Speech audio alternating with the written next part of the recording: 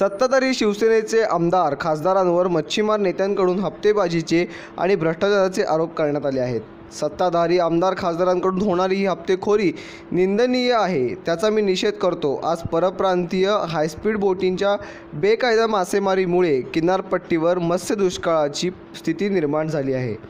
असे असताना सत्ताधारीच या धनदांडग्यांपासून पैसे घेऊन मासळीची लूट करावयास देतात। हे लोकप्रतिनिधी आहेत की शोषणकर्ते, असा सवाल महाराष्ट्र स्वाभिमान पक्षाचे संस्थापक अध्यक्ष खासदार नारायण राणे यांनी बुधवारी केला।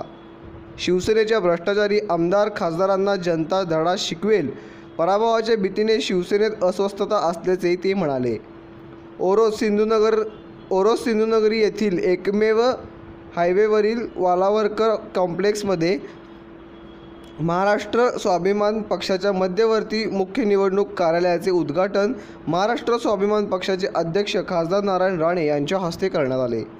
यावेळी सौ नीलमताई राणे, महाराष्ट्र स्वाभिमान पक्षाचे सरचिटणीस आणि रत्नागिरी सिंधुदुर्ग लोकसभा मतदारसंघाचे उमेदवार निलेश राणे, आमदार नितीश राणे, जिल्हाध्यक्ष दत्ता सामंत, जिल्हा बँक अध्यक्ष सतीश सावंत, महिला जिल्हाध्यक्षा संध्या तेरसे, अशोक सावंत, संदीप कुडतकर, RPIचे जिल्हाध्यक्ष रतनभाऊ कदम, औरंगाबाद मतदारसंघाचे अध्यक्ष सुभाष पाटील उपस्थित होते।